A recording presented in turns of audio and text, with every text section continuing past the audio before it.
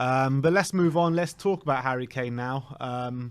Fabrizio Romano said earlier today, keep an eye on Gabriel Jesus in the Kane deal as he's been offered to Tottenham Hotspur. Laporte has also been offered. Tottenham have said no to player deals so far. I mean, we were talking about Gabriel Jesus just a minute ago, but the one for me is Laporte. I've been saying it all along. I've really been saying it all along. I've been saying it ever since Harry Kane has given that interview with Gary Neville. Like, Laporte is the one that I would really want in this Man City squad because I think it's a viable option. He's not. He hardly got any starting time for Man City last season. He's one of the best centre-backs in Europe, never mind the Premier League. And if we can convince him to come here and forge a partnership with Romero and get 100 million in through the door as well, I think it's an absolute no-brainer. I really think absolutely. He helps us out with the. He helps us out with our defence, which we desperately need help with. I believe he could really help propel us to a different level in the back two. If he's really unhappy in Man City and he's willing to drop down a bit, then I think we can pay his wages, whatever he's on now. If he's on 120 grand a week or whatever it is, we can probably match that because Toby was on that, wasn't he? So if we give the Toby wages to Laporte, I think he could help with the Nuno system, the way he plays. Very aggressive, very good on the ball. Can also play left back as well if need be. So yeah, I think Laporte would be definitely one. If you gave me a list of realistic players from the City squad I'd want, he would be probably top of that.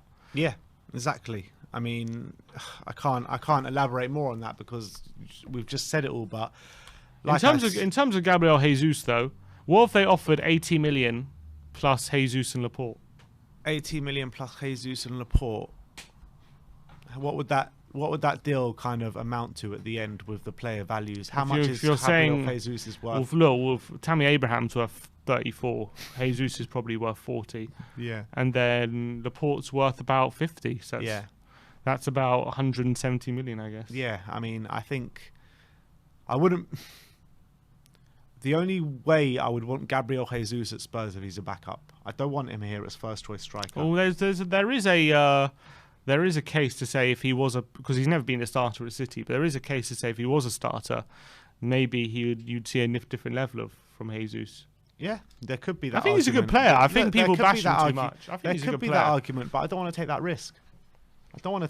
I'd rather bring in a Martinez or a Vlahovic for sure. Why is it more of a risk to have Jesus as our starting striker than it is a Vlahovic? I think Vlahovic is more of the striker we actually need, a target man up there, big, strong, can win headers in the air. I think that with Gabriel Jesus there, we don't really have a focal point up top. That's my opinion. Yeah, fair. That's a fair point. He's more of like a Danny Ings kind of striker. Yeah. And I think that with Harry Kane going, you need more of a focal point up there. Yeah, I mean, we can't have, if we do sign Jesus, but what about if it is Jesus as our starting striker and we sign a backup behind him, like, I don't know, Tony? How much would Tony even cost? Probably around 40 as well. Yeah, so I don't know. Like, yeah, I'd like Tony through the door, but again, Tony, I don't know. Yeah, Tony could be good. But I would like to see him get Premier League experience before he joins us, to be honest. But yeah, all I'm saying is I think I wouldn't mind. I don't think it would be the worst thing in the world if Gabriel Jesus is involved in the deal, and then at least we have, whether he's backup or starting, at least we have a striker there while we look for another one. I think. Yeah, look, I think that deal would be a good deal to take. But like I said, even if Gabriel Jesus comes through the door, I'd like to see another striker come through the door. Yeah, because I think his goals to game ratio is still pretty strong for Man City, and I think he's got good skills. He's a good finisher. He's stronger than people. Goals to game ratio is great too. Yeah, but he's not a Darren Bent.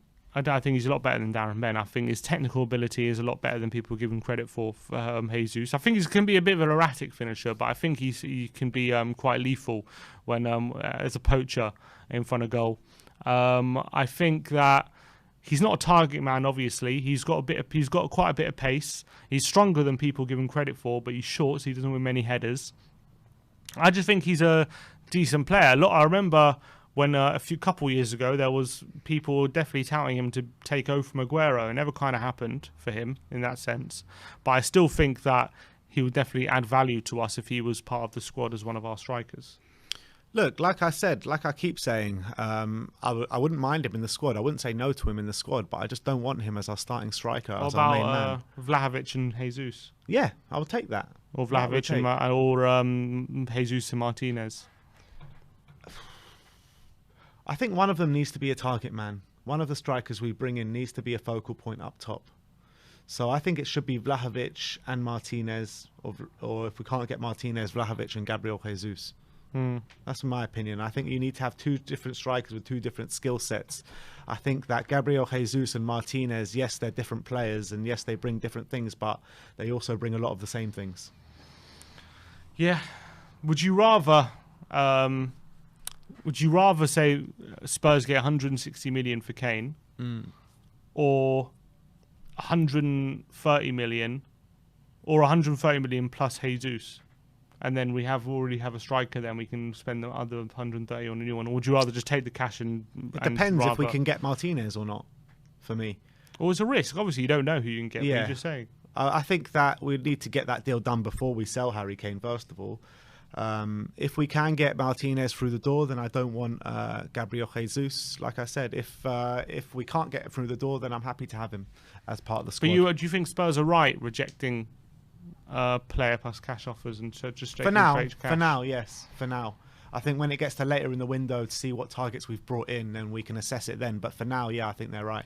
Unless Laporte has been offered apparently. So look, at the end of the day, we're not going to sell Kane until the end of the window. The deal might even be agreed now. We don't know, but we still need to get our targets in so we don't get held to ransom by other clubs. That's the facts of the matter.